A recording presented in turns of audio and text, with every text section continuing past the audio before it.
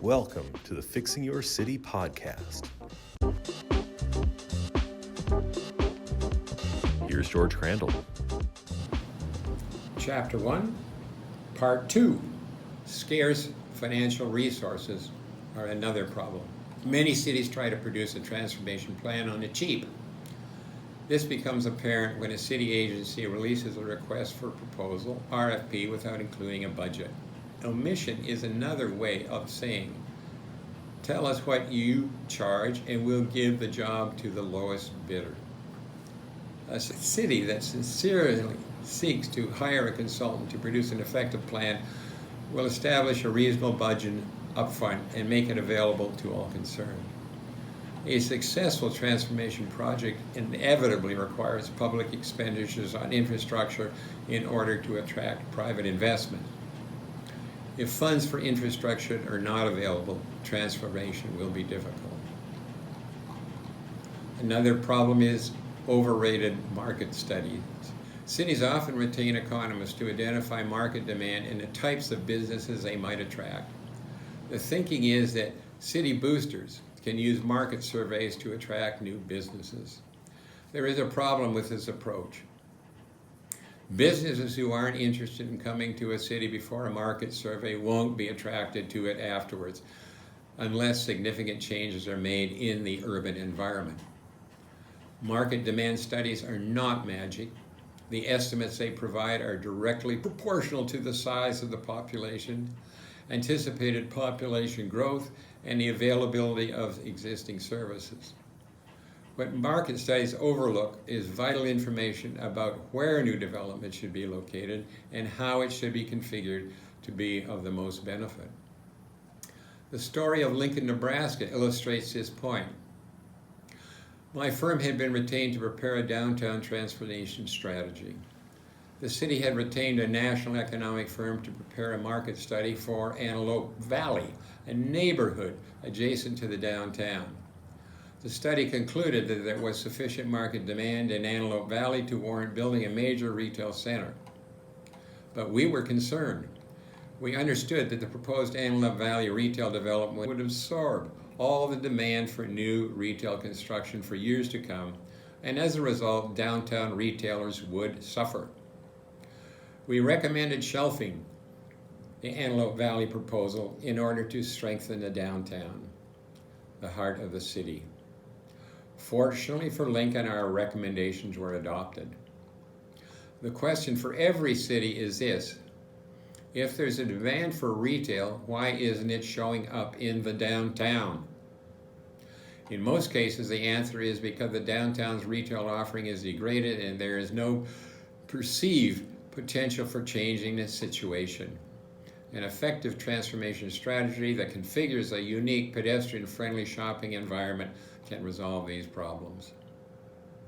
For market demand studies to be effective, they need to be part of a larger planning effort, and they need to illustrate how a strategy will create market demand and stimulate the local economy in the downtown.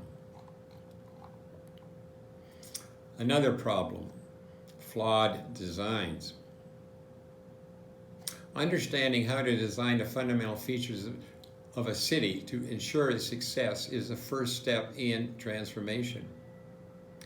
It is not unusual for a consultant team to propose flawed urban design solutions because they do not understand the fundamental requirements described in Chapter 4.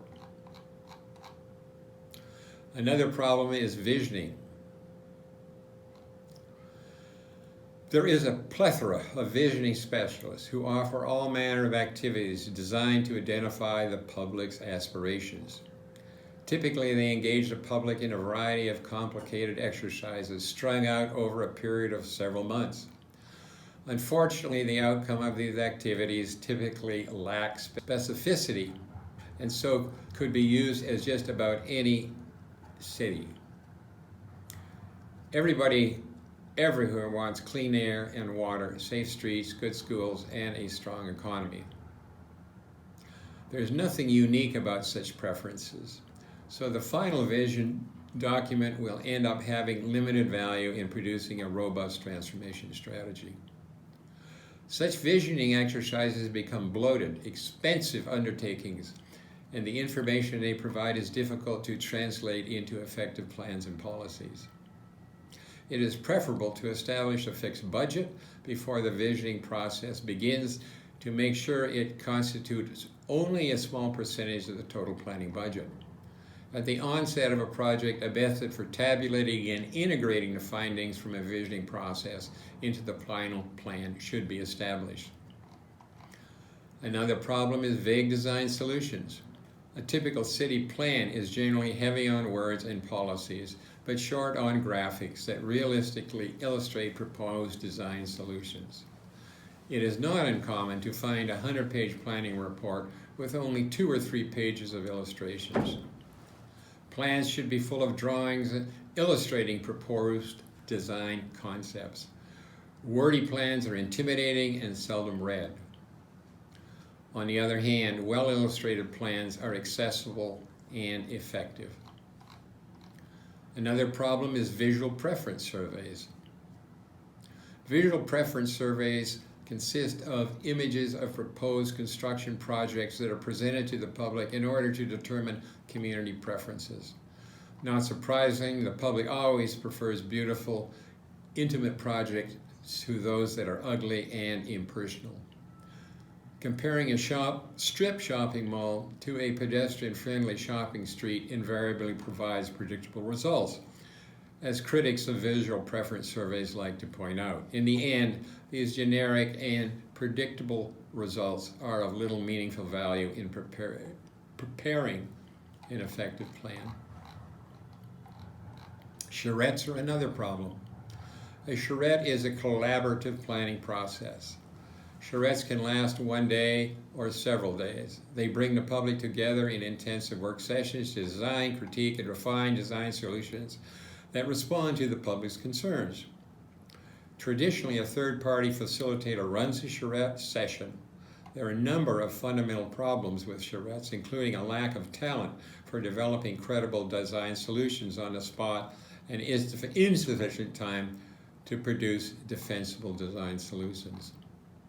Another problem, walkarounds.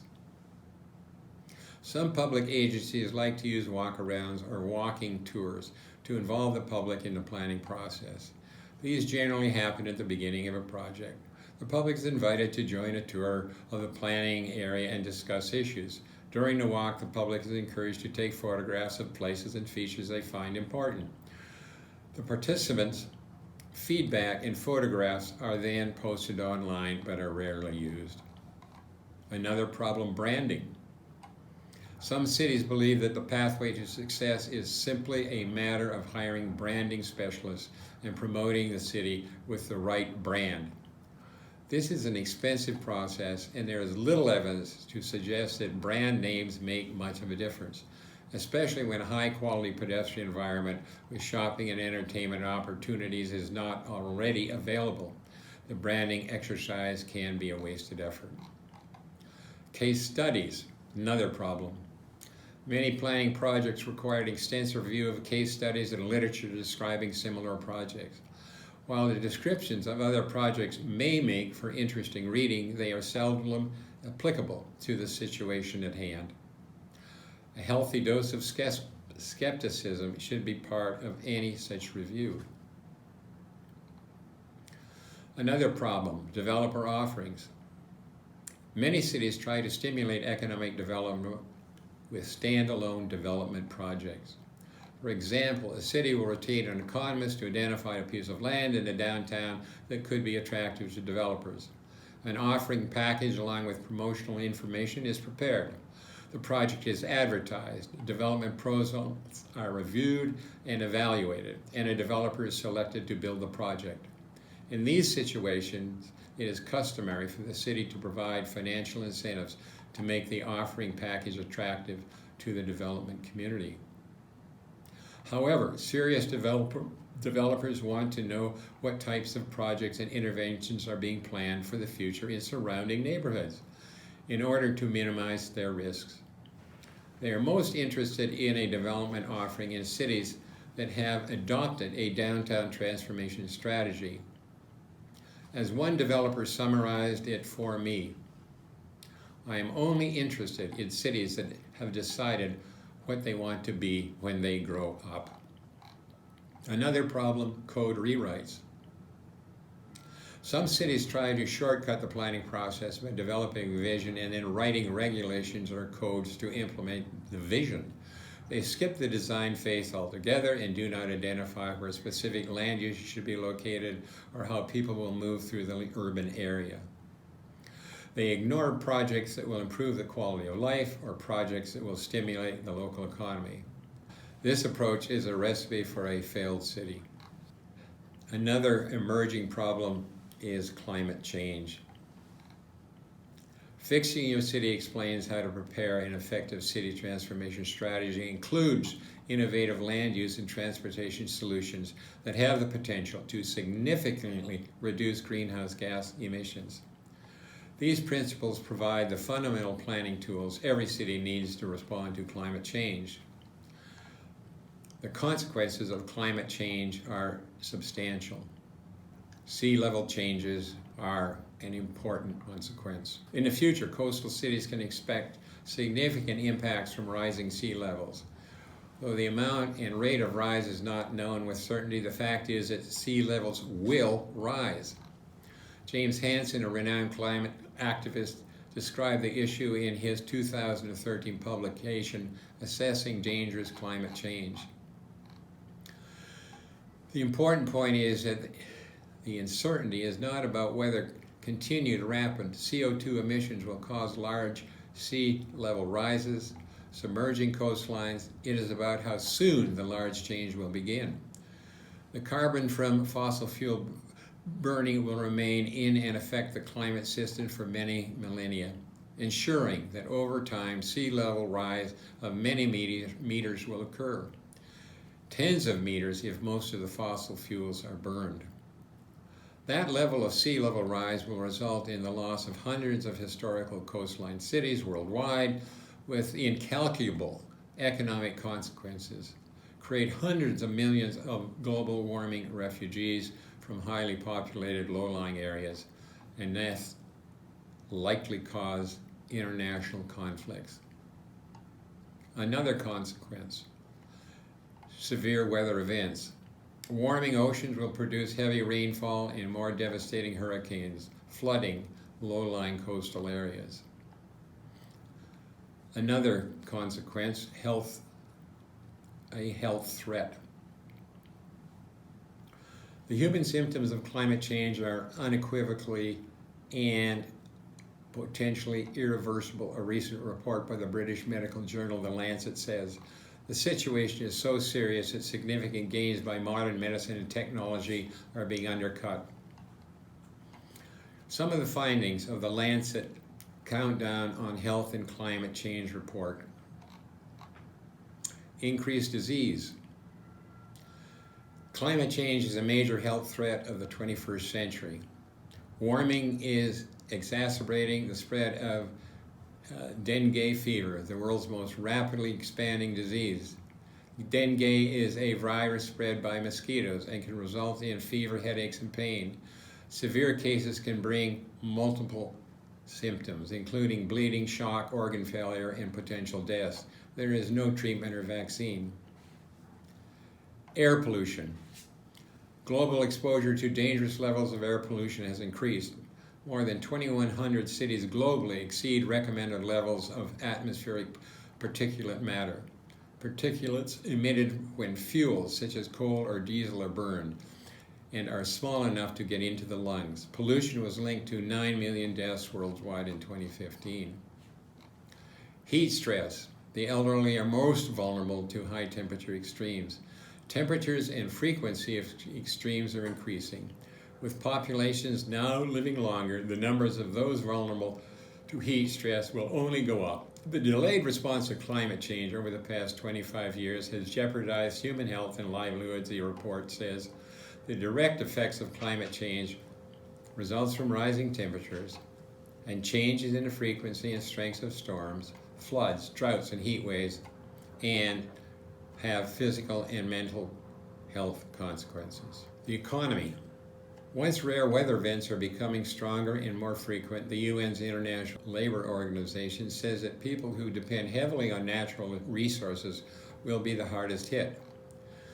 In the Caribbean, where 2.3 million people are employed in the $35 billion tourism industry, the 2017 hurricane devastation caused canceled reservations, delivering a major blow to the economy.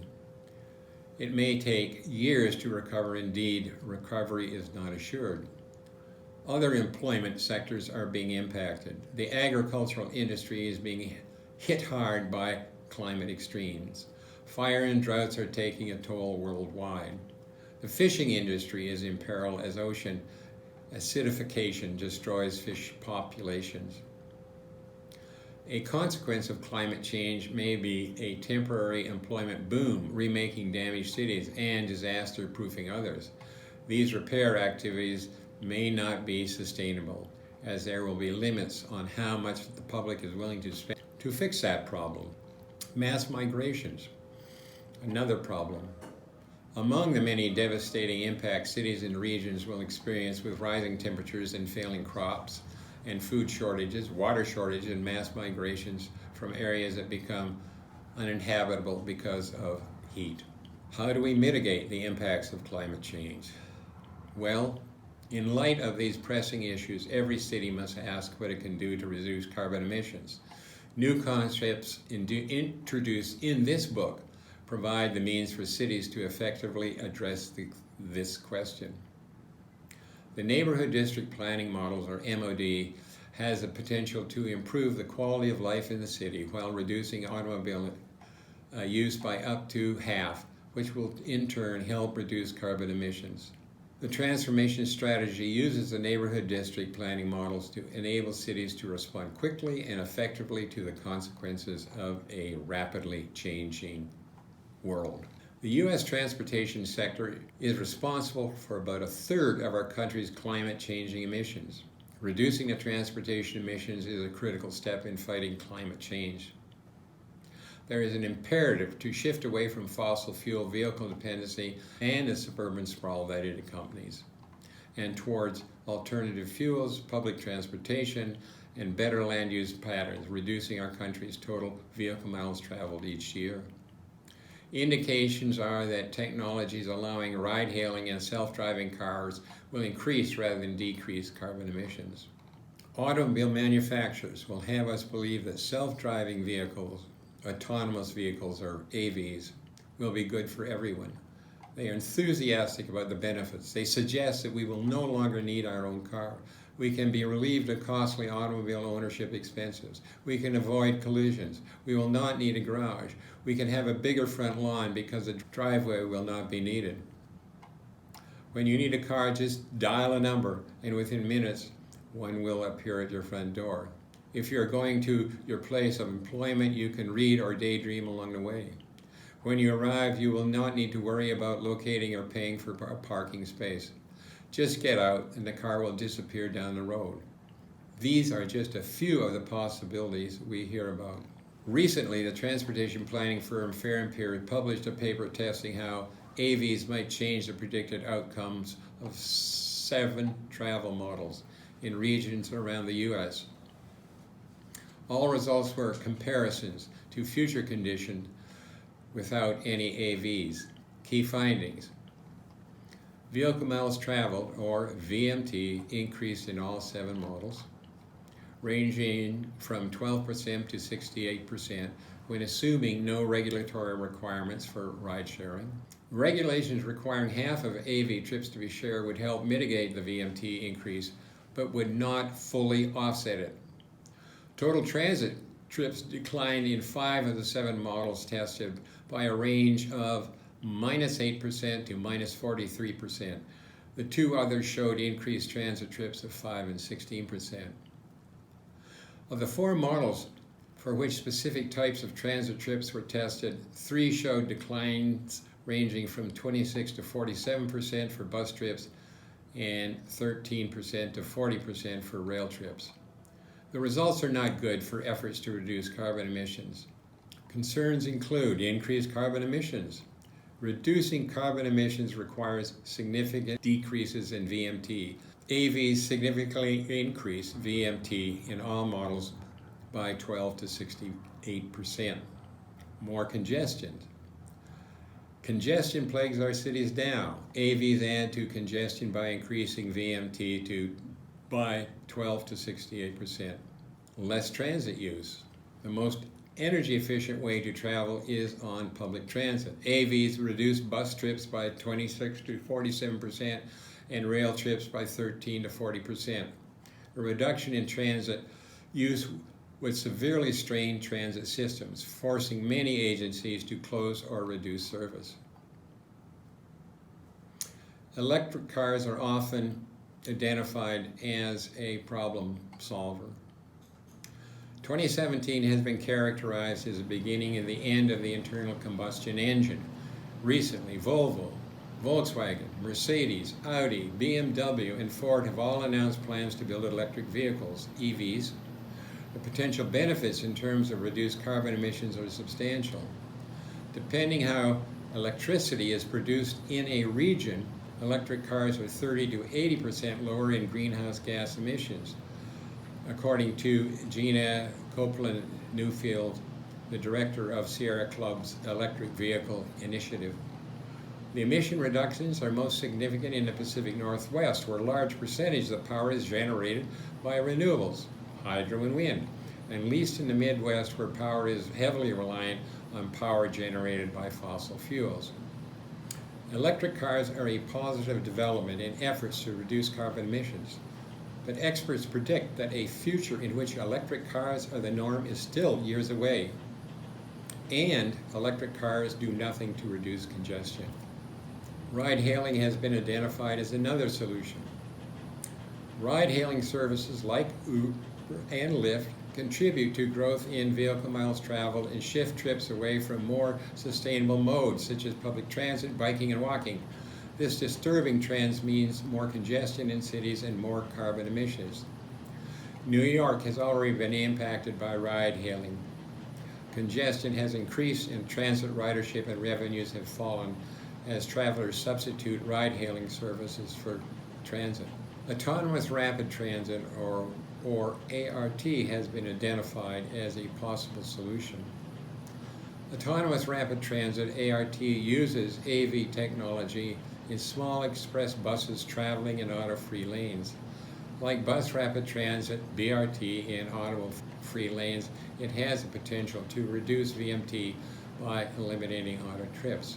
To counter emerging technologies that increase vehicle miles traveled and carbon emissions, decision makers need to adopt plans and policies that give priority to all forms of high-capacity transit, or HCT, in auto-free lanes.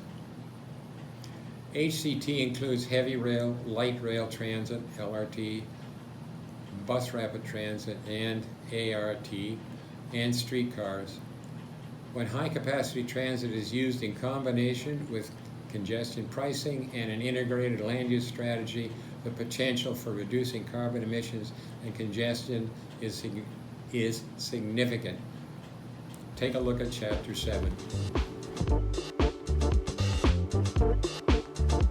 Thanks for listening. Please like and subscribe to get updates for future chapters.